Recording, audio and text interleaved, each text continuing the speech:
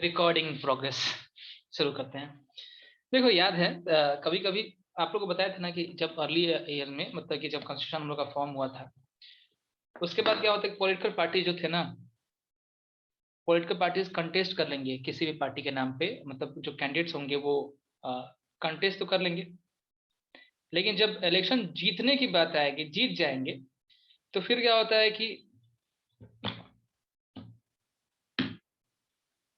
जीत जाने के बाद क्या होता था कि जब एक बार पावर शो होता है, यानी कि जिसमें जो रूलिंग पार्टी होता है शो करता है कि हमारे पास मेजोरिटी ऑफ सीट्स हैं, तो आपको कुछ नंबर दे, जैसे 100 का हम लोग एग्जाम्पल ले रहे हैं, ए बी सी और 3 पार्टी हैं, 100 नंबर मुझे चाहिए था, ए के पास 48 सीट आ गया, क्या ए की सरकार बन सकती है? 3 पार्टियां ए बी सी, ए के पास 48 सीट आ गया, ए की सरकार बनेगी 100 में से? नहीं बनेगी। और एकदम क्लियर पार्टी, कोई इंडिपेंडेंट कैंडिडेट नहीं है, बी के पास जो होगा, बाकी अब नंबर जो होगा उसमें काउंट कर लो, बी के पास जो होगा 40 सीट्स हो गए, और सी के पास जो होंगे वो 12 सीट्स हो गए। ठीक है, ए बी और सी, किसी के पास क्लियर मेजोरिटी नहीं है। ठीक ना? तो यहाँ पे तो सरकार बनने के चांसेस होंगे कि दो जो जब भी जुड़ जाए, हो सकता है ना, दो जुड़ जाए, यानी कि अरे 100 सीट में कितना चाहिए शिखर? 100 सीट चाहिए तो वो कितना चाहिए, 100 सीट अगर टोटल है तो कितना मुझे चाहिए? 51 चाहिए ना, 51 सीट्स मुझे चाहिए। ठीक है, ए के पास है 48, बी के पास जो हो गया तुम्हारा 40, और सी के पास हो गया 12, तो सरकार किसकी बनेगी? किसी की बनेगी, कोलिशन बनेगा। ठीक है, यानी कि अगर ये 48 और 40 वाला मिल जाता तो भाई बहुत जाहिर सी बात है कि मेजोरिटी में सरकार बनने वाली है, क्लियर मेजोरिटी, यहाँ पे अपोजिशन भी नहीं होगा। लेकिन ऐसा कभी होगा नहीं, दो पार्टी अगर है तो भाई कैसे कोई एक दूसरे के साथ मिल सकता है? ये मिल सकते हैं 40 और 12, 40 और 12 मिल जाएंगे तो क्या सरकार बन जाएगी? बन जाएगी ना? हो गया। और ये भी पॉसिबल था, 48 और 12 वाले मिल जाए तो 60 हो जाता, इनकी भी सरकार बन जाती, बन जाती। ठीक ना? इन दोनों का पहले से कोलिशन है, दो 40 और 42 वाले का पहले से कोलिशन है, ये कोलिशन में नहीं है, ये अलग है, और बी और सी का पहले से कोलिशन है। ठीक,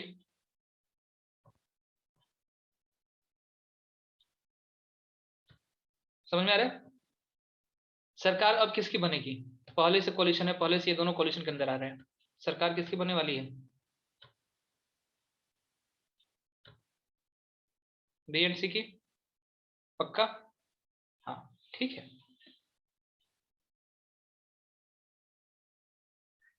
अब क्या हुआ,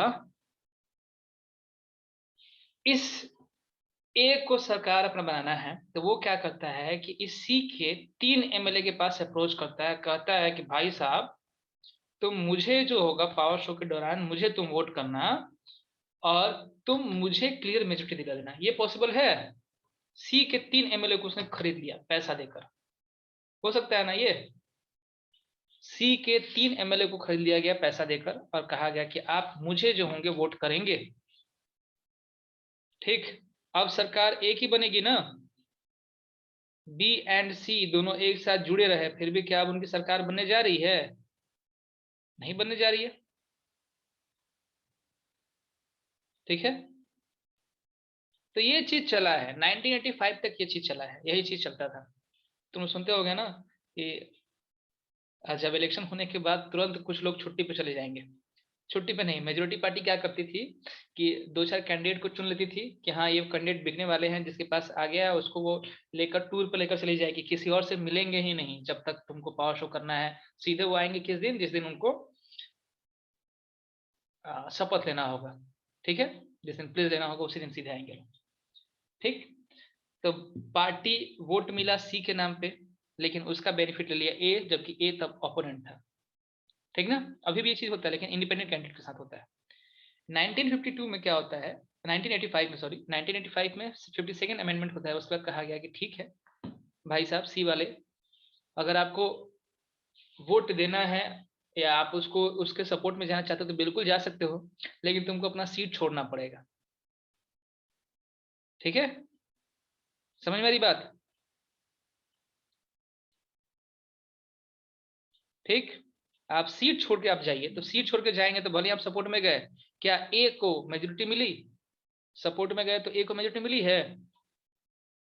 नहीं ना। तो हमारा एक चीज हो गया कि हम जिस पार्टी को देखना चाहते थे वही पार्टी जो होगी सरकार में आएगी। कोई भी आदमी कभी भी बीच में ही क्या होता था कि इसमें बार बार सरकार तोड़ देंगे। आदमी को आप उसको जो होगा थोड़ा सा आप उसको कुछ बेनिफिट दिखाइए, वो आपके सपोर्ट में चला आएगा, आपकी मेजोरिटी बन जाएगी। देखते हो हमेशा अपोजिशन और रूलिंग पार्टी के बीच में बहुत ज्यादा का डिफरेंस रहा नहीं है। कोई बात नहीं, ओके, समझ में आया? तो इसी को खत्म करने के लिए एक लॉ बना, एंटी डिफेक्शन लॉ। और ये डिफेक्शन यहाँ पे आपको वर्ड दिख रहा होगा, changing party allegiance from the party on which a person got elected.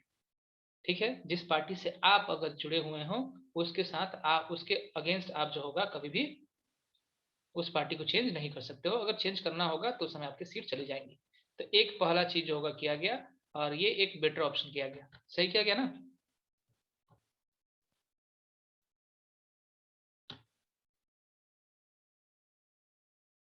अरे भाई चले गए हैं तभी, इलेक्शन के पहले गए हैं ना, सीट गया उनका, इलेक्शन के पहले जा सकते हैं। इलेक्शन में इलेक्ट होने के बाद नहीं जा सकते। अभी बदलिए, अभी तो बहुत सारा बदला जाएगा। आप जा सकते हो लेकिन आप अपने सीट के साथ नहीं जा सकते हो। समझ में आ रही बात? तो अब यही चीज बेनिफिट हुआ है कि अब जो भी बदलाव होते हैं ना, इलेक्शन के पहले या इलेक्शन के बाद में होंगे। इलेक्शन के मतलब कि बीच टाइम पे कोई भी सीट जो होगा अपना चेंज नहीं करता है। तो यही चीज किया गया है कि ही और she will lose seat in the legislation. मैं आपको नोट्स भेज चुका हूँ पहले ही, फिर नोट्स के लिए बात डिस्कस ना कीजिएगा, सबको मैं पहले ही नोट्स भेज चुका हूँ ग्रुप के अंदर। ठीक ना? उसके बाद तुम लोग सुनते हो ना, नॉमिनेशन होता है, एक प्रक्रिया है भाई, नॉमिनेट करना है। आप इलेक्ट होना चाहते हो तो इसके लिए आपको जाना पड़ेगा डीएम के पास, एक एप्लीकेशन फॉर्म भरना पड़ेगा। वहां पे आपको एक एफिडेविट जमा करना होता है। एफिडेविट आई थिंक सबको पता होगा। एफिडेविट भाई क्या कहें, ऑफ ऑनलाइन क्लासेस हो गए, काफी कुछ रिकॉर्ड हो रहे हैं। ठीक है, एफिडेविट में क्या होता है कि एफिडेविट में कोर्ट किया मतलब कि कोर्ट जजमेंट जो होगा, जो जज होते हैं आजकल जो होगा, बहुत सारे अलग अलग तरह के, पहले नोटरी के बनते थे, हम कम से कम एसडीओ लेवल के बनते हैं। उसमें आप प्रॉमिस करते हो कि आप जो भी इन्फॉर्मेशन दे रहे हो वो इन्फॉर्मेशन सही है, और मतलब इन केस अगर आपने उसमें कोई गलत इन्फॉर्मेशन देगा तो आपके ऊपर कानूनी कार्रवाई की जाएगी। वैसे आप एक लेटर लिख कर दे दीजिए किसी को भी ब्लैंक पेज पे कि हाँ हमने ये चीज किया है, सही है गलत उसे कोई वैलिड नहीं है, उसका उससे कोई मतलब नहीं है। लेकिन अगर एफिडेविट पे आपने लिख कर दिया है कि ये चीज सही है, तो फिर क्या होता है कि आपने कोर्ट में वो लिख कर दिया है, कोर्ट को आपने अपना स्टेटमेंट प्रोवाइड किया है। हाँ बिल्कुल सही बात कर रहे हो। हाँ वही बात है ना, इसलिए हम कुछ बोलेंगे नहीं, शायद समझ रहे हो।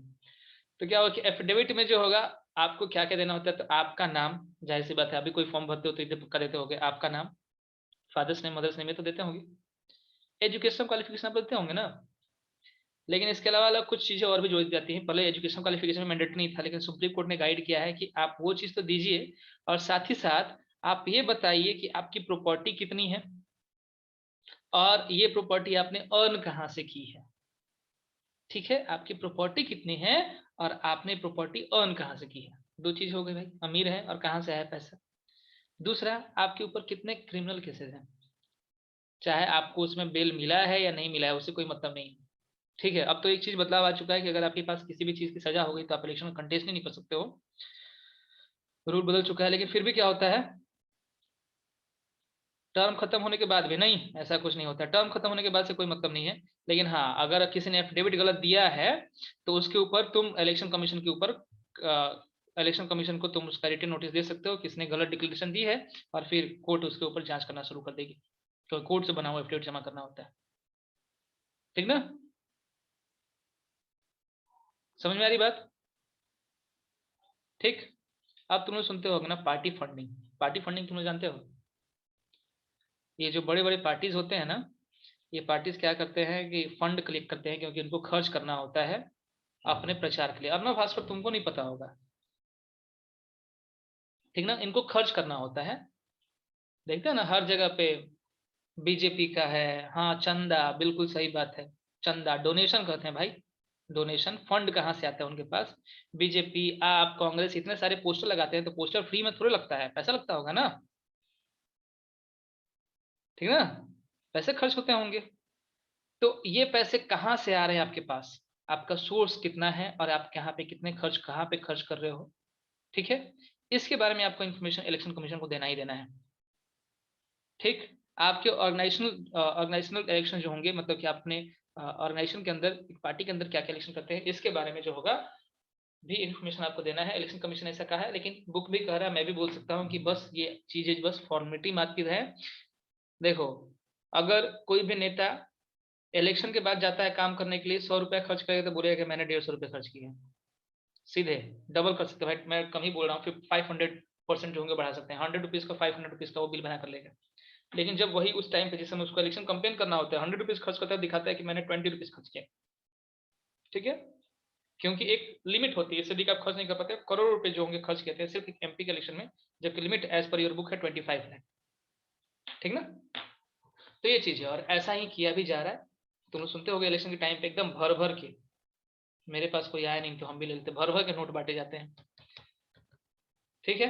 ये सभी चीजें हो गई, तो ये चीजें की गई हैं, की जा चुकी हैं, इलेक्शन कमीशन ने 3 चीज की हैं। एंटी डिफेक्शन लॉ लगा दिया है, एफिडेविट आपको देना है, और आपको ऑर्गेनाइजेशन मीटिंग करना है, ठीक, ठीक ना। कुछ भी नहीं करता है इलेक्शन कमीशन। इलेक्शन कमीशन हमारे, देखो ये चीजें बोली जा सकती है हमारे कंट्री में कि कहा जाता है कि जो लेजिस्लेटिव, एग्जीक्यूटिव, जुडिशरी तीनों के तीनों इंडिपेंडेंट हैं, और इलेक्शन कमीशन भी इंडिपेंडेंट है, लेकिन एक्चुअल में इंडिपेंडेंट नहीं है ये, इसके ऊपर भी प्रेशर आता है।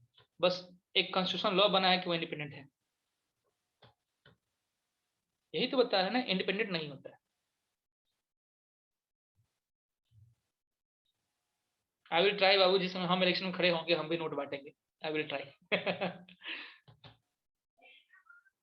ओके, इसके अलावा कुछ और भी सजेशन जो होंगे, रिफॉर्म रिफॉर्म जो होंगे हम लोग सजेस्ट कर सकते हैं, कुछ सजेशन जो होंगे वो रखे गए हैं, ठीक।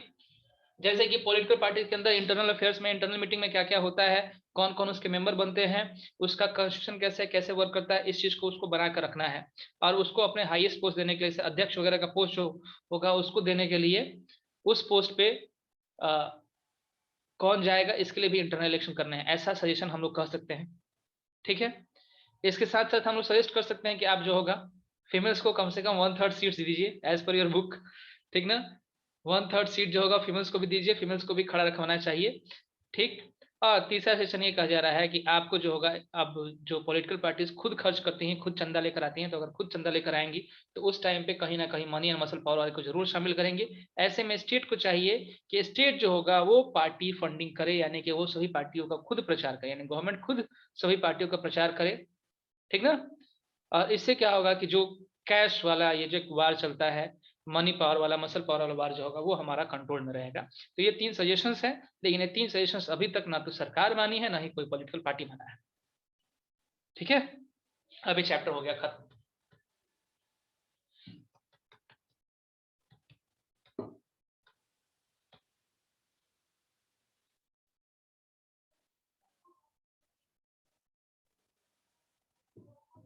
सूरज भाई, मैं किसी को पैसा नहीं देने वाला हूँ, बस हम बस एक वोटर ही रहेंगे, जहां जहां मिलेगा वहां हम पहुंचेंगे। तुम लोग इलेक्शन में कंटेस्ट करो, बांटना हम बिल्कुल आएंगे। स्टेट तो कभी दूसरे का कंपेन करने नहीं वाला भाई, सजेस्टेड है, करना चाहिए, सजेस्टेड है, करना चाहिए। पार्ट एक बार, अच्छा ठीक है, मैं देख ले रहा हूँ पार्टी के फंक्शंस, रिया, हाँ हाँ ठीक है, रिपीट कर रहे हैं, वेट। सबसे पहला फंक्शन तो भाई क्या हो गया, इलेक्शन कंटेस्ट करना है उसे, यही ना। देखो, अब तो बुक ही है तो हमको पढ़ाने में काफी इजी होगा। देखो, सबसे फर्स्ट चीज है कंटेस्ट करना है इलेक्शन को। रिया, जहाँ दिक्कत होगा उसको समझिएगा। इलेक्शन कंटेस्ट करना है क्योंकि पॉलिटिकल पार्टी का डिफिनेशन हो रहा है भाई, इलेक्शन कंटेस्ट करने के बाद आप या तो नेता खुद बन जाओ या फिर पार्टी में कोई ना कोई पावर गेन कर लो।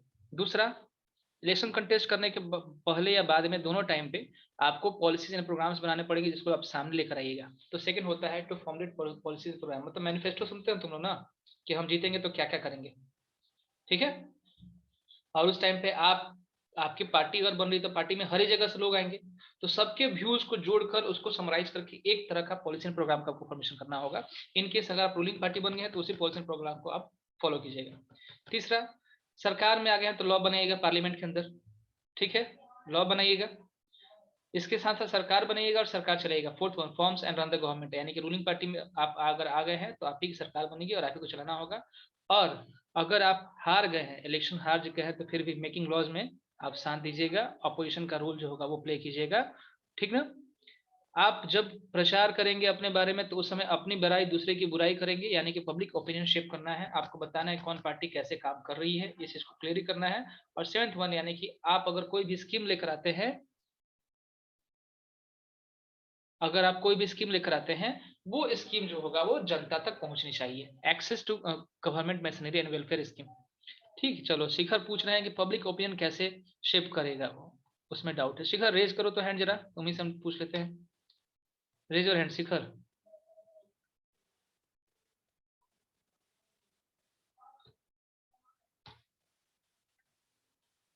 ठीक, अनम्यूट कीजिए शिखर। Yes sir. वॉइस आ रही है? ठीक, यस सर। चलो देखो, इलेक्शन के टाइम पे अभी जैसे तुमको मालूम चल रहा है कि यूपी में क्या हो रहा है क्या नहीं हो रहा है, क्या तुम यूपी में हो? No sir. नहीं ना। अच्छा, अगर क्या होता है कि आप एक नॉर्मल से कैंडिडेट, नॉर्मल से आप एक वोटर हो, आप किसी एरिया में हो, तो उस टाइम पे लीडर्स आपके पास आएंगे, ठीक, और वो अपना प्रचार करेंगे ना, यस सर। अपना प्रचार यस करेंगे, सर। तो वो अपनी बड़ाई यस सर। करेंगे, यस सर। जो होगी खामी बताएंगे। Yes sir. मैं यहाँ पे ये भी कह दूं कि अगर आप बिल्कुल ही बेवकूफ होंगे तो आप उनकी बातों में आ जाएंगे, नहीं तो जो भी चीजें होंगी आप on the basis of fact उस पर डिस्कस करने का ट्राई करोगे। आप जो भी सुनोगे, नेता आजकल देखा ना, जब पब्लिक डिबेट होता है तो उसमें फैक्ट लेकर लोग आता है कि मेरे पास इस समय का ये रिपोर्ट रहा है, ठीक है ना। तो आप यस दोनों सर। की बातें सुनोगे, एक तरफ एक आदमी की बात नहीं सुन रहे हो, दोनों की बातें अगर आप सुन रहे हो, तो अब आपके लिए डिसीजन लेना आसान रहेगा ना। अलग अलग पार्टी अगर अपने अपने व्यूज दे रहे हैं किसी भी चीज के बारे में, तो अब आपके लिए इजी रहेगा कि मुश्किल रहेगा, किसको वोट देना है किसको नहीं देना है। नहीं सर, इजी रहेगा। इजी रहेगा। वही अगर कोई अननोन आदमी, चार आदमी को हमने इलेक्शन में कंटेस्ट कर दिया, किसी के बारे में कोई डिस्कशन नहीं किया, किसको वोट करोगे? पता है आपको? No sir. नहीं ना। नहीं कभी कभी सर। आपके साथ भी होता है, या अब तो तुरंत ही 2-4 सालों में हो जाओगे adult, तो जब गांव में वोट करने जाओगे ना, तो कुछ यस ऐसे सर। लोग खड़े होंगे जिसका नाम भी तुमको नहीं पता है, तो जब जानते ही नहीं हो तो उसको वोट क्या करोगे? लेकिन अगर वही डील किया जाए यस। तो आप कर सकते हैं ना। तो इसी तरीके से वो पब्लिक यस ओपिनियन सर। जो होगा शेप करते हैं। समझ में आया यस। क्या? कोई और किसी को प्रॉब्लम है?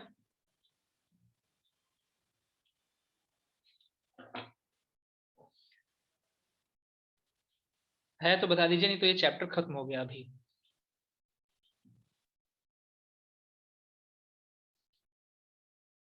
अब ज्योग्राफी, हाँ अब ज्योग्राफी, आज ही ज्योग्राफी शुरू करेंगे हम।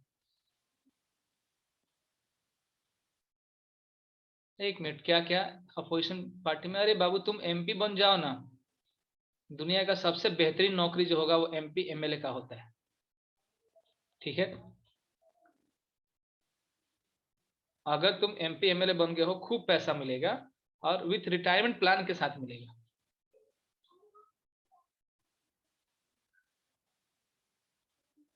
अर्नव, सोच की बातें हैं।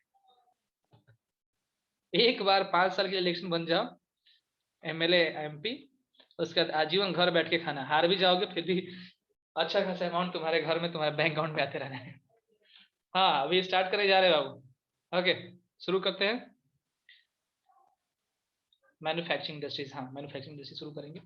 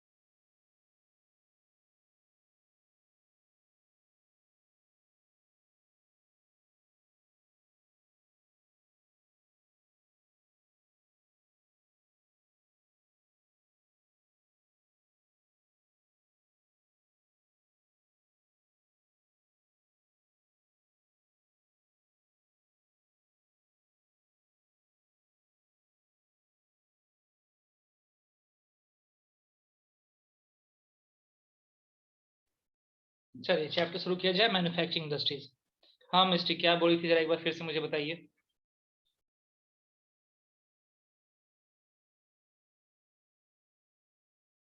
मिनरल्स एंड एनर्जी रिसोर्स पढ़ना है क्या?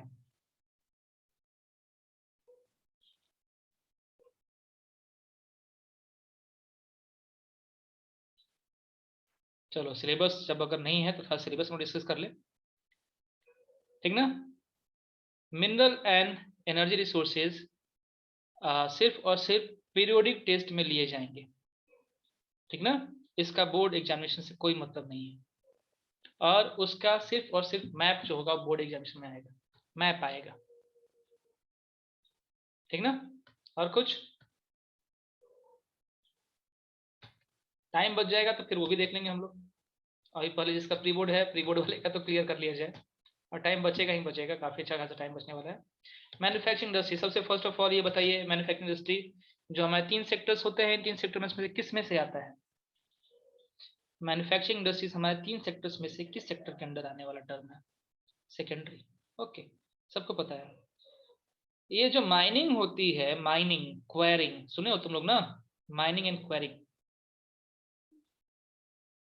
सेकेंडरी क्या है कि प्राइमरी क्या है? Mining quarrying. अपूर्वा ने कह रहा है, अपूर्वा प्राइमरी कर रही, ठीक। चलिए,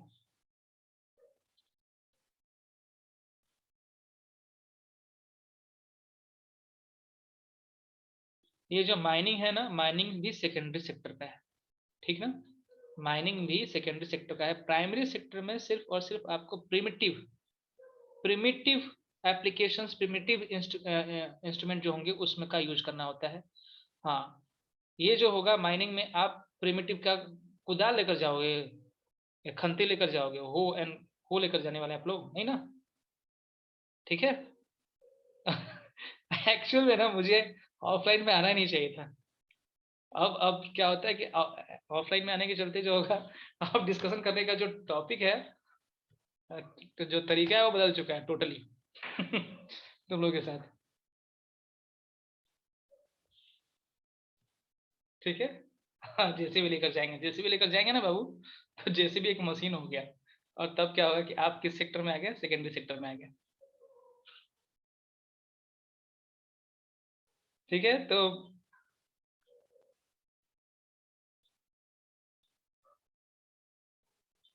चलिए चैप्टर शुरू करते हैं। देखिए, अब कुछ कुछ टर्म्स देखते हैं जरा, क्या है मैन्युफैक्चरिंग। नोट्स लिखते चलिएगा साथ में, कि production of goods in large quantities after processing from raw materials to more valuable product is called manufacturing. Serious बात समझ रहे हो? तो हमारे पास रॉ मटेरियल है, उस रॉ मटेरियल को तुमने चेंज करके एक नया सब्सटेंस बना लिया, यही चीज होगा, ये क्या कहलाएगा?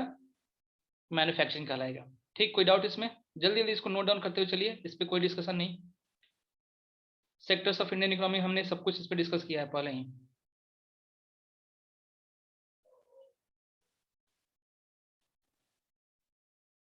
अब फार्मिंग जो हो गया ना, देखो फार्मिंग का जो मेन होता है वो कहाँ से होता है? फार्मिंग के जो मेन प्रोसेस होते हैं, बस बस जो बोल्ड वाले हैं बाबू, सब नहीं नोट करना है। हाँ, बस बोल्ड वाले नोट कीजिए।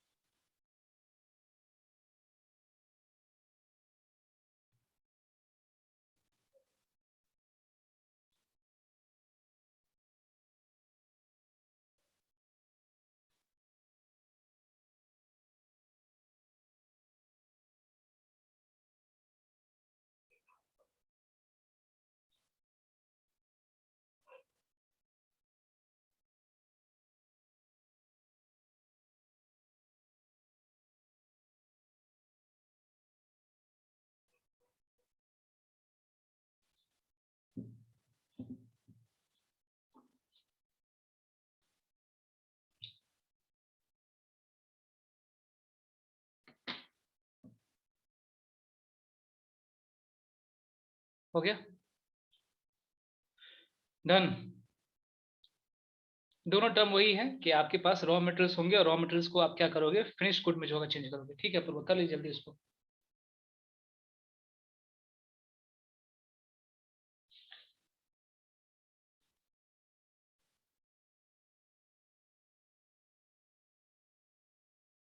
हो गया।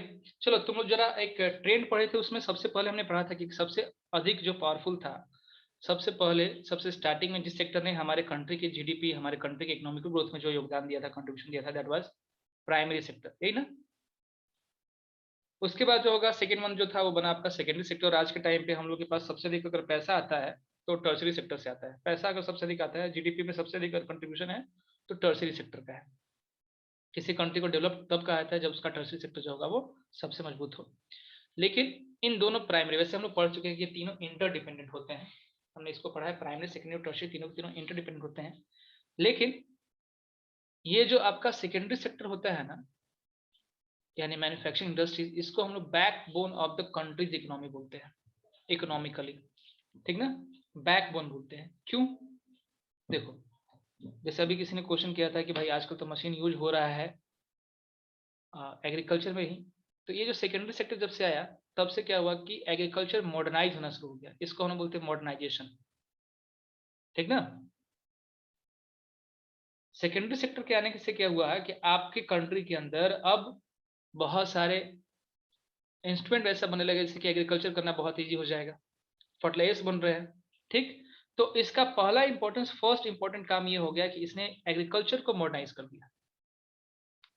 समझ में आ रही बात? कोई सेक्टर नहीं चल सकता, तीनों की तीनों इंटरडिपेंडेंट है बाबू। प्राइमरी सेक्टर ना होगा, अगर रोटी बनेगा ही नहीं तो फिर टर्सरी सेक्टर वाले क्या खाएंगे? तीनों की तीनों इंटरडिपेंडेंट है, इस पे हम लोग काफी कुछ डिस्कस कर चुके हैं साहिल, ठीक ना। इसके बाद सेकेंडरी सेक्टर में आज के टाइम पे बहुत सारे लोग अभी भी वर्क कर रहे हैं, काम कर रहे हैं। कंट्रीब्यूशन वर्क का प्राइमरी के बाद जो दूसरा सबसे अधिक नंबर पर्सन जो होंगे कहीं पे अगर एंगेज है वर्किंग में, तो कहाँ पे है? सेकेंडरी सेक्टर में। तो सेकेंडरी सेक्टर का दो इंपॉर्टेंस बन गया। पहला इंपॉर्टेंस बन गया कि वो एग्रीकल्चर को मॉडर्नाइज करता है, और दूसरा काम ये क्या करता है, तो ये बहुत सारे लोग जो होंगे ना, उन सभी लोगों को वर्क प्रोवाइड करता है। देखिए जरा यहाँ पे लिखा हुआ है कि manufacturing sector is considered the backbone of development because first है हेल्प्स इन मॉडर्नाइजिंग एग्रीकल्चर, और दूसरा provides employment opportunities to millions of people. इसके अलावा ये जो सेकेंडरी सेक्टर होता है, ये सेकेंडरी सेक्टर आपकी कंट्री का इनकम बढ़ाता है। अब हमारे कंट्री में इंपोर्ट एक्सपोर्ट होने लगा, ग्लोबलाइजेशन तुमने पढ़े हो ना, ग्लोबलाइजेशन, ग्लोबल लेवल पे अब हम लोग पूरे पूरे वर्ल्ड के सामने आ चुके हैं। तो हमारे कंट्री में जो भी सामान बनता है उसको हम लोग दूसरे कंट्री में बेचते हैं, ठीक है। और बेचने के बाद जो होगा, हम क्या होता है, फॉरेन एक्सचेंज यानी फॉरेन मनी जो होगा अपनी कंट्री के अंदर लेकर आते हैं, ठीक। हाँ लिखना है, ऐसे बोल रहा लिखना है, अभी पहले समझ लीजिए। और चौथा, फोर्थ वन, कि अगर सेकेंडरी सेक्टर ना होगा तो कंट्री का इंफ्रास्ट्रक्चर, ठीक ना, इंफ्रास्ट्रक्चर यानी कि जो तुम्हारे यहाँ बिल्डिंग है, रोड्स हैं, वो सभी चीजें नहीं बन पाएंगी। ये टर्सरी और प्राइमरी नहीं बना सकते हैं, इसको बनाने के लिए सेकेंडरी सेक्टर की नीड पड़ेगी। तो ये चार इंपॉर्टेंस हैं मैन्युफैक्चरिंग इंडस्ट्रीज के। समझ में आया? पहला, एग्रीकल्चर जो होगा उसको मॉडर्नाइज करेगा, ठीक।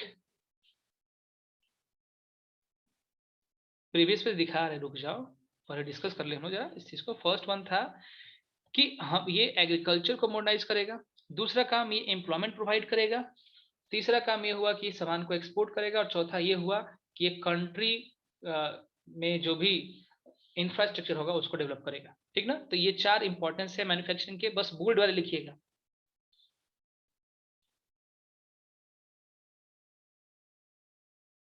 हाँ, अब ये जो है, तुम कंट्राडिक्टरी मैटर बोल सकती हो कि एम्प्लॉयमेंट कम होगा, लेकिन फैक्ट्रीज अगर बनते हैं तो एम्प्लॉयमेंट मिलता है। तुम सुनते हो ना कि बिहार में अगर फैक्ट्रीज बन जाए तो बहुत सारे लोग वहां पे काम करने चले जाए, जहाँ पे मैनुअल लेबर। हाँ बिल्कुल, आपकी बातें सही है, ठीक। लेकिन क्या होता है कि हम अगर मैन्युफैक्चरिंग इंडस्ट्री की बात करें तो हम अधिक से अधिक एक्सपोर्ट करने का ट्राई कर रहे हैं, अधिक से अधिक सामान बेचने का ट्राई कर रहे हैं, अपने कंट्री में डेवलप कर रहे हैं। तो उस टाइम पे हमको एम्प्लॉयमेंट प्रोवाइड करेगा। अभी भी काफ़ी सारे लोग हमारे कंट्री में लगे हुए हैं, लेकिन हाँ ये भी स्टेटमेंट आपके सही है कि मशीनीकरण से, मशीन आने से काफ़ी सारे लोग जो होंगे वो बेरोजगार होते हैं। तो फैक्ट्रीज के बारे में डिस्कस हम लोग कर रहे हैं, फैक्ट्रीज आ रहे हैं उससे, ठीक ना दीदी?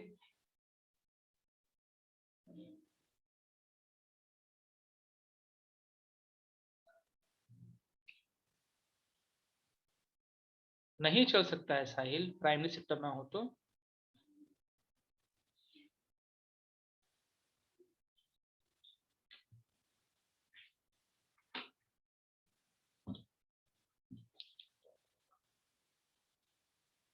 टर्शियरी नहीं कहा गया, सेकेंडरी के बारे में भी डिस्कस कर रहे हैं हम लोग। बैकबोन ऑफ कंट्रीज इकोनॉमी की बात कर रहे हैं। बैकबोन का मतलब ये नहीं हुआ कि अगर वो ना रहे तो इंपॉर्टेंट अपना रोल प्ले कर रहा है, इसके बारे में डिस्कस हो रहा है।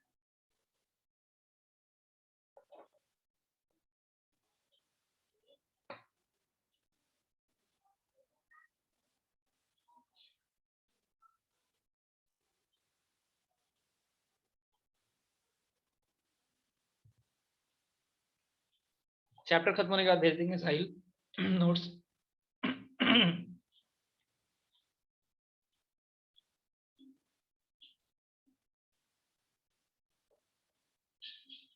हो गया दोनों का, दोनों स्लाइड।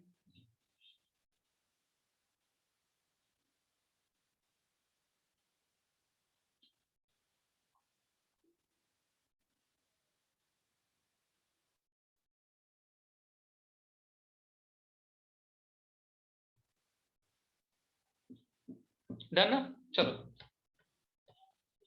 हाँ, पूरा चैप्टर का एक साथ मैं तुमको प्रोवाइड कर दूंगा पक्का। अभी नहीं, अभी मैं प्रोवाइड नहीं करूँ क्योंकि तुम लोग आग लगा लोगे। अखिलेश अनम्यूट कीजिए।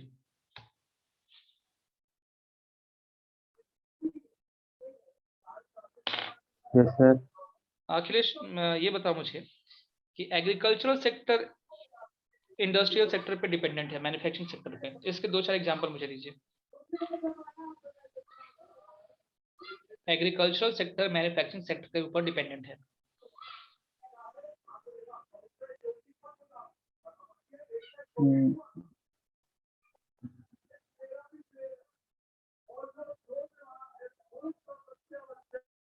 कोई और? चलो ठीक है अखिलेश। अदिति बताओगी?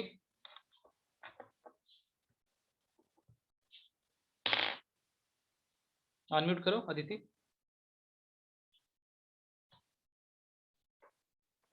हाँ सही है, यही चीज आप जरा अनम्यूट करके बोल दीजिए। यस सर, जैसे कि सर आप बोले सेकेंडरी में मतलब जो होगा वो क्या प्राइमरी को हेल्प करेगा, तो सर जैसे कि हाँ, ट्रैक्टर जो है, मशीनरी है, वो सब हेल्प करेगा। फिर से इरिगेशन के लिए ट्यूबवेल्स वगैरह, ये सब। फर्टिलाइजर्स।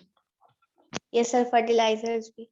ठीक है, यानी कि सेकेंडरी सेक्टर जो है, प्राइमरी सेक्टर सेकेंडरी सेक्टर के ऊपर डिपेंडेंट है, सेकेंडरी प्राइमरी के ऊपर डिपेंडेंट है। जरा अब इसको भी क्लियर कर लो, लगे हाथ। अदिति तुम्ही से पूछ रहे हैं। Yes sir. सेकेंडरी सेक्टर क्या प्राइमरी सेक्टर के ऊपर डिपेंडेंट है? सर अभी वही तो बताया। अरे आपने तो बताया कि प्राइमरी नहीं। सेकेंडरी के। हाँ सर जो सेकेंडरी वो प्राइमरी के ऊपर भी डिपेंडेंट है, क्योंकि सर जो प्राइमरी होता है वहीं से मतलब मेन ओरिजिन होता है। अगर वहां से रॉ मटेरियल से नहीं बनेंगे तो फिर सेकेंडरी में कैसे होगा? बस वही बात है। ठीक है चलो, थैंक यू, हो गया। यानी कि अब ये चीजें हम लोग देख कर आए हैं क्या, कि प्राइमरी सेक्टर जो होगा वो सेकेंडरी सेक्टर के ऊपर डिपेंडेंट है, सेकेंडरी सेक्टर जो होगा वो प्राइमरी सेक्टर के ऊपर डिपेंडेंट है, प्राइमरी सेकेंडरी के ऊपर, सेकेंडरी प्राइमरी के ऊपर। भाई ये चीजें याद रखिएगा, क्योंकि यही क्वेश्चन जो होगा ना दोनों से लेकर पूछता है कभी कभी कि primary and secondary sector are inclusive of each other, या primary and secondary sector go hand to hand. इसका मतलब यही है, इसका मतलब यही है कि प्राइमरी पे सेकेंडरी डिपेंड करता है, सेकेंडरी पे प्राइमरी डिपेंड करता है। ठीक ना, मैं इसके नोट्स नहीं लिखवा रहा हूँ क्योंकि आपको कभी भी खुद से करना होगा। यहाँ पे देखो इसका हेडिंग रखा गया है, agriculture industry are not exclusive. Exclusive का मतलब होता है कि दूसरे को किसी को मतलब ना रहो, लेकिन ये दोनों एक दूसरे के ऊपर इंटरडिपेंडेंट है। इंटरडिपेंडेंट है यानी कि हमारे कंट्री में जितना अच्छा रॉ मटेरियल होगा उतना ही अच्छा जो होगा, मतलब कि जो भी एग्रो बेस्ड इंडस्ट्री है, अगर एग्रीकल्चर अपना प्रोडक्ट ना दे तब तक चलने वाले नहीं है। और जब तक मैन्युफैक्चरिंग इंडस्ट्रीज अपना प्रोडक्ट प्रोवाइड नहीं करे तब तक एग्रीकल्चर का जो होगा डेवलपमेंट होने वाला नहीं है। तो ये विथ एग्जांपल्स आप लोग खुद इसको प्रूव करोगे। ठीक है, अब इसका मतलब ये नहीं है कि अगर आपके पास एग्रीकल्चर हो गया, आपके पास इंडस्ट्री हो गया तो आप खूब अच्छा डेवलप कर जाओगे। नहीं, इसके बाद एक और चीज आती है जो होती है क्वालिटी। अगर आपको अपने आप को मार्केट में बनाए रखना है, तुम लोग सुनते हो ना चाइना का नाम बार बार सुनते हो तुम लोग, चाइना, चाइना के सामान जो होगा नहीं लेना चाहिए। क्यों? क्योंकि पार क्वालिटी मटेरियल नहीं है वो।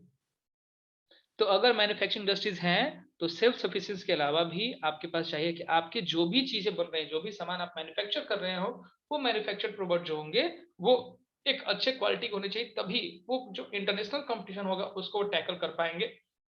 और इंटरनेशनल कंपटीशन को अगर टैकल कर पा रहे हैं तो रिजल्ट होगा, बेनिफिट ये होगा कि हमारे पास हमारा एक्सपोर्ट काफी अधिक होगा, और जितना अच्छा हमारा एक्सपोर्ट होगा हमारी कंट्री की इकोनॉमी उतनी अधिक ग्रो करेगी। ठीक है, समझ में आई बात? ये दो चीज है, आपको खुद से लिखने चाहो तो बोल्ड वाला पॉइंट नोट डाउन कर सकते हो, एक्सप्लेनेशन आपको खुद करना होगा।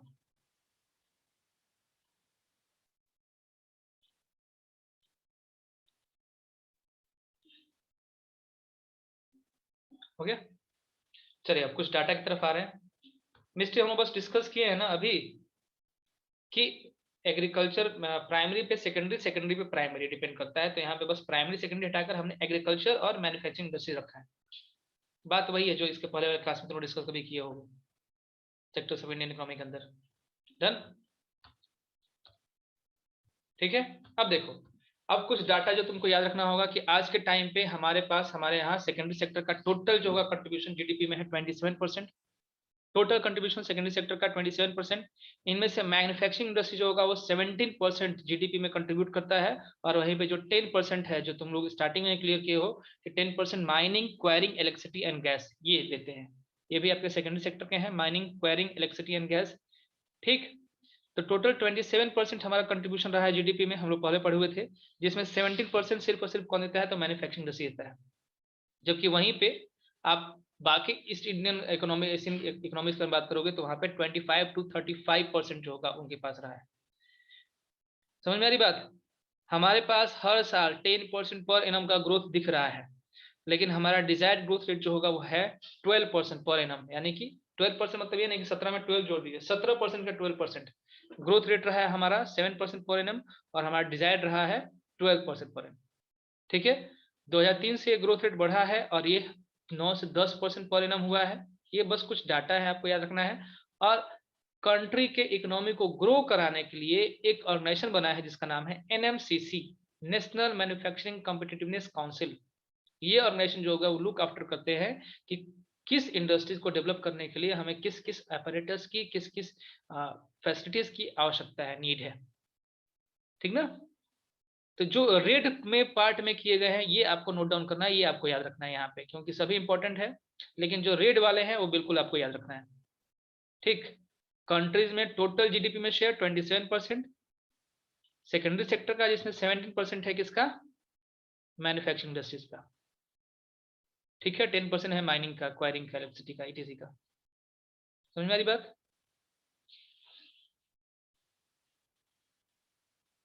हाँ, चाइना में भी अगर जाओगे तो वहां पे भी टर्शियरी सेक्टर सबसे अच्छा डेवलप कर रहा है, और ईस्ट इंडियन इकोनॉमी की बात करें, ईस्ट एशियन इकोनॉमी की बात की गई है तो वही चीज कर रहा है, काफी अच्छा वर्क कर रहा है वहां पे।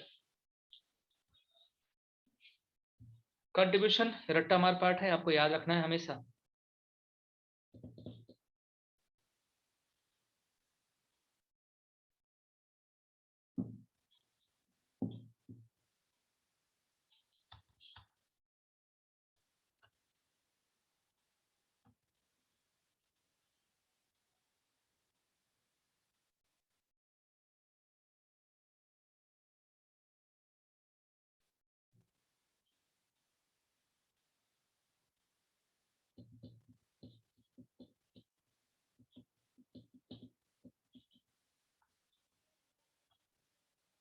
नोट हो चुका?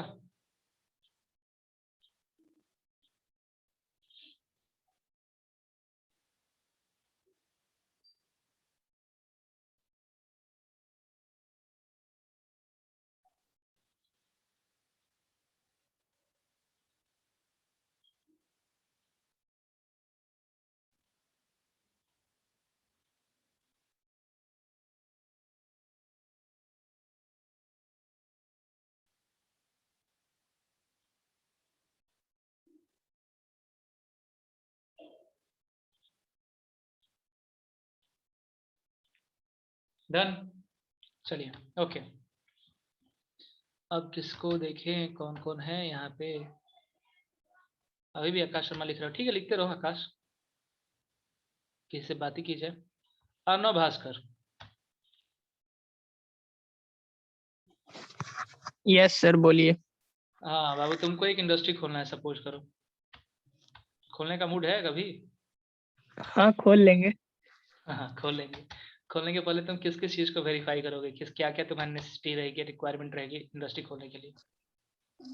सबसे पहले तो देखेंगे मेरे पास पैसा कितना है, ठीक है, यानी कि आपके पास कैपिटल कितना है, मनी, फिर देखेंगे कि कितना लोग चाहिए होगा। काम करने के लिए। हाँ हाँ, लेबर। ठीक। हाँ, नेक्स्ट। फिर 2-3 को बॉडीगार्ड रखेंगे। बस हो गया, रहने दे भाई, लेबर में आ गया वो भी, बॉडीगार्ड आगे। उसके बाद देखेंगे कि इंडस्ट्री से हमको कितना बेनिफिट होगा। इंडस्ट्री से कितना बेनिफिट होगा, यानी कि तुम देखोगे तुम्हारा मार्केट, अगर जो सामान बना रहे हो बिक रहा है कि नहीं बिक रहा है, यही ना? हाँ लॉस में तो नहीं जाएंगे कहीं। हाँ, जाहिर सी बात है कि इंडस्ट्री को सेटअप करना है तो मार्केट से जरूर देखो क्या उस चीज की डिमांड है कि नहीं, यानी कि मार्केट तीसरा कंडीशन। और कुछ और 1 मिनट सोचने दीजिए।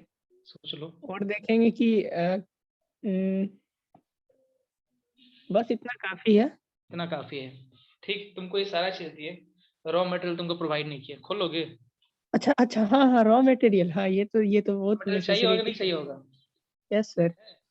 इंडस्ट्री चलाना है तो इंडस्ट्री चलाने के लिए इलेक्ट्रिसिटी की नीड पड़ेगी नहीं पड़ेगी? अब चलेगी। कॉटेज इंडस्ट्री तो खोलने वाले हो नहीं, नहीं।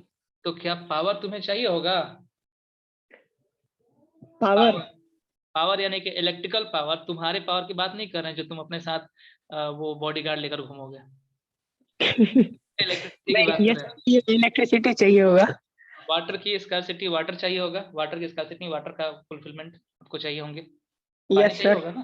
ठीक ना? तो यही सब चीजें क्या होती हैं, अगर ये सभी चीजें कहीं मिल जाए तो उसको हम बोलते हैं कि this is the ideal equation for any industry, in any industry. ठीक ना? आइडियल लोकेशन वही चीज हो जाएगा। समझ में आ रही बात? ठीक है। यस सर समझ गए। हाँ ठीक है, बंद कर लीजिए। इसके अलावा एक और चीज होता है ना, गवर्नमेंट के पॉलिसी से, बिहार में भी तुम जाओगे ना इंडस्ट्री खोलने के लिए, तो बिहार की गवर्नमेंट जो होगा वो मना ही करके रखा है, कोई इंडस्ट्री तुम सेटअप ही नहीं कर सकते हो। तो गवर्नमेंट की पॉलिसी अगर जब तक अलाउ ना करे तब तक तुम कभी भी कोई भी इंडस्ट्री खोल नहीं पाओगे। समझ में आ रही? तो क्या क्या लोग के क्या क्या फैक्टर्स है जो कि इंडस्ट्रियल लोकेशन को इन्फ्लुएंस करते हैं, उसके बारे में हम डिस्कस करने जा रहे हैं। हाँ, जमीन भाई बिल्कुल जरूर जमीन चाहिए, आकाश शर्मा, लैंड बिल्कुल चाहिए। ठीक है, तो कुछ चीजें हमने इसको नोट डाउन की हैं जो कि बहुत ही ज्यादा इन्फ्लुएंस करती है किसी भी इंडस्ट्री के नेचर को, इंडस्ट्री कैसा बनेगा क्या होगा। तो पहला है अवेलेबिलिटी ऑफ रॉ मटेरियल। ठीक है। दूसरा लेबर, लेबर दोनों चाहिए होंगे, स्किल्ड और अनस्किल्ड, तो इसलिए मैंने यहाँ पे पहले लेबर लिखा है। उसके बाद कैपिटल, पैसा, पावर यानी कि इलेक्ट्रिसिटी की बात की जा रही है, मार्केट, क्या वो सामान में बिकेगा या नहीं बिकेगा, क्या उस जगह बिक सकता है कि नहीं बिक सकता है। इसके अलावा दो और जो होंगे जिसको आगे डील भी किया जाएगा वो है गवर्नमेंट की पॉलिसीज, क्या गवर्नमेंट वहां पे अलाउ करती है इंडस्ट्री को लगने के लिए, और स्पेशलाइज लेबर यानी कि वहां पे जैसे जो इंडस्ट्री खोल रहे हो ना उसमें तुमको कुछ ट्रेंड लेबर चाहिए होंगे, तो क्या ट्रेंड लेबर आपके पास है कि नहीं है। ये फैक्टर्स अगर आपको मिल जा रहे हैं ना तो ये एक आइडियल लोकेशन कहलाएगा, आइडियल इंडस्ट्रियल लोकेशन कहलाएगा। ठीक है। और जिस जगह पे तुमने इंडस्ट्री खोल दी वो धीरे धीरे शहरीकरण, अर्बनाइजेशन वहां पे शुरू हो जाएगा। इंडस्ट्री अगर जहां पे सेटअप हुए हैं धीरे धीरे वहां पे लोग आकर बसना शुरू करेंगे, लोग रहेंगे, फैसिलिटीज आएंगी और धीरे धीरे वो जो होगा गांव से शहर की तरफ बदलते हुए चल जाएगा। समझ है आप लोग इससे? ठीक ना? चलिए लिखिए जरा इसमें फैक्टर्स क्या क्या होते हैं, किस किस फैक्टर्स पे डिपेंड करता है इंडस्ट्रियल लोकेशन।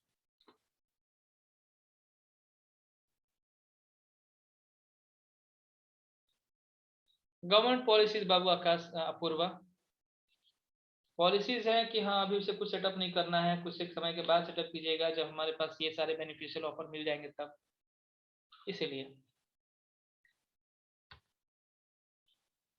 हाँ बस रेड वाले रेड।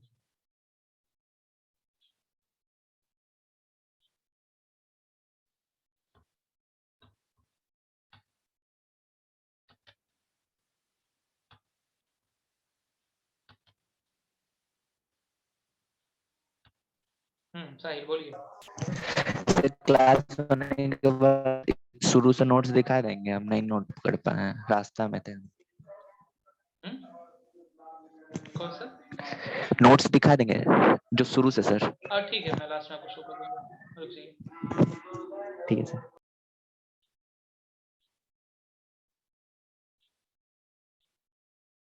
सभी तरह के इंडस्ट्रीज को नहीं रोक के रखा है बाबू, बिहार भी गवर्नमेंट चाहता है कि हमारे पास इंडस्ट्रीज आ जाए, लेकिन बहुत सारी इंडस्ट्री ऐसे हैं ना जिसकी पॉलिसीज यहाँ से मैच नहीं करते हैं। ठीक, ऑफलाइन क्लासेस में हम आपको बताते भी, अभी डिस्कस नहीं कर सकते उस मैटर पे। उनमें से एक बहुत मुख्य मुद्दा है रिजर्वेशन।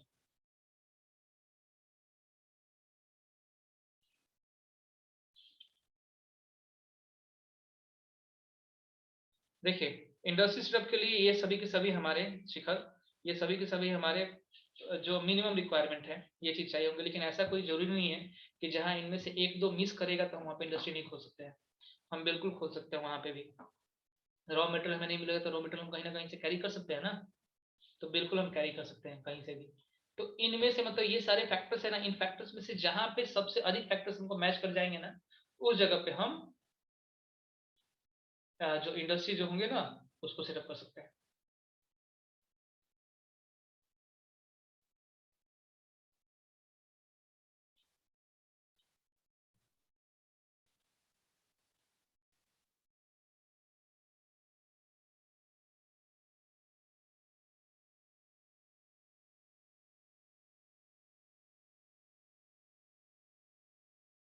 बिहार में अवेलेबिलिटी ऑफ मतलब जैसा इंडस्ट्री होगा उसके बारे में। अब तुमको यहाँ पे खोलना है शुगर इंडस्ट्री, अगर खोलना है तो बिल्कुल खोल सकते हो। शुगर की सभी की अवेलेबल है तुम्हारे पास कैपिटल होना चाहिए, पावर है, मार्केट भी यहाँ पे काफी अच्छा है, पॉलिसीज भी उसको बिल्कुल अलाउ करती है।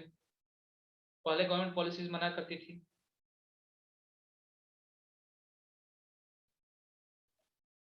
रॉ मटेरियल भी तुम्हारे पास है, सब कुछ अवेलेबल है।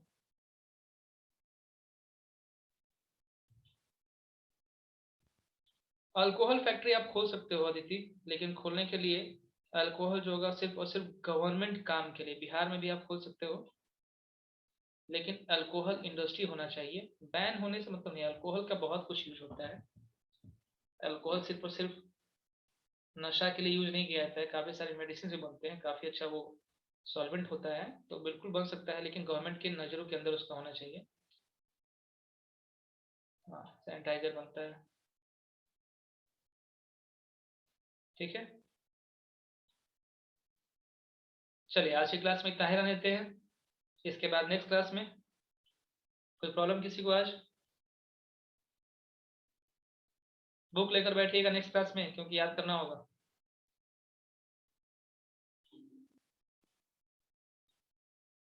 Okay then, bye everyone. Sahil, हाँ ठीक है, गुड नाइट। साहिल, मैं इंडस्ट्रियल लोकेशन तक नोट्स अभी अपलोड कर दे रहा हूँ थोड़ी देर में।